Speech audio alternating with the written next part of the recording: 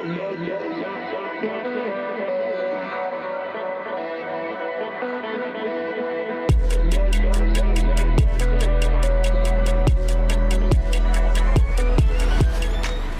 every other rope flogger tying video or tutorial that I've seen online takes, about 15 minutes or longer, 30 minutes, an hour, to tie a really intricate, really durable rope flogger. That's a flogger that'll last for, multiple sessions a lot of times. In these videos, they use stuff like glue to hold the handles together, things like that. And they produce really cool, really intricate rope floggers. But if you're in the middle of, a rope session or doing something else and you don't have a flogger handy, but you want one, and all you've got is rope handy, you probably don't want to sit down, stop what you're doing for 15, 30 minutes or an hour to tie something super intricate. All you really want is a flogger, an impact device that'll work for the session you're in and is really quick to tie. And it's possible to do that with rope. And so that's what I want to show you how to do that, how to do today, is how to tie a rope flogger super quick with just the length of rope. So what I've got here is just the longest piece of jute rope that I had handy. It's actually a 30-foot piece. Most of my pieces are, closer to 26 or 27 feet, but 3 extra feet's not a whole big deal, because again, with most kinds of shibari inspired bondage, we use a doubled over rope. So it's actually 3 feet longer. It ends up only being about 1.5 feet of usable length difference. So you can tie this with any length of rope and it'll work.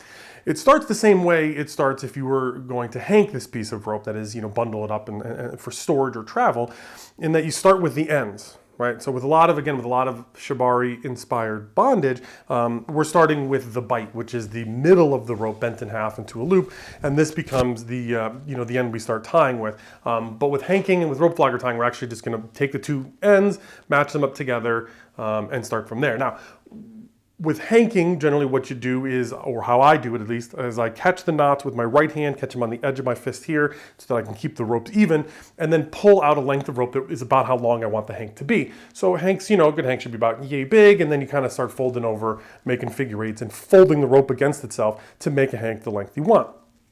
And so I'll show you guys how to make how to hank rope in a different video, but for this video we're going to make a rope flogger. So start with the two end knots, match them up in my right fist, the bottom of my right fist, and then start pulling the rope out. Now we want it to be longer than a hank because again, we're making a flogger here. So if you imagine that about where my hand is, over to about here or so, this is the handle side, and then that's the falls. That's the part that's actually going to be swinging and making impact. So the farther you pull your hands out, the longer the falls will be, but the fewer of them you'll have.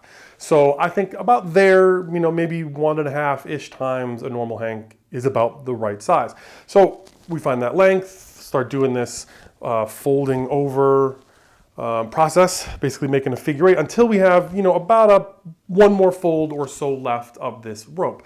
Now, normally with the hanking process, I just then take this rope, I'd actually have it a little bit shorter, but I take this rope and start wrapping it that direction. But because again, we're making something different, I'm actually gonna back the rope off into not exactly half of the middle of the bundle, but maybe 75% of the way through, because we're going to imagine that this side with my right hand, this side right here, is the handle. Now the handle is going to get tighter and going to get shorter, so we're overestimating the length of it. It's not going to be quite that long, but that's about where we want. So we take this extra piece of rope, the working end of rope, and at the point we want the handle to start, we wrap it over the bundle and then loop it under itself, essentially to make a little bit of a kind of an overhand knot or a hitch on this bundle of rope, and then tighten that down, and then just continue wrapping towards the handle side with this extra piece of rope around the folded rope. Now you want to make this, pretty neat and tight and clean, and make sure all the lines are lined up and all the ropes are lined up next to each other and they're not overlapping as much as you can. Again, a lot of this is going to be about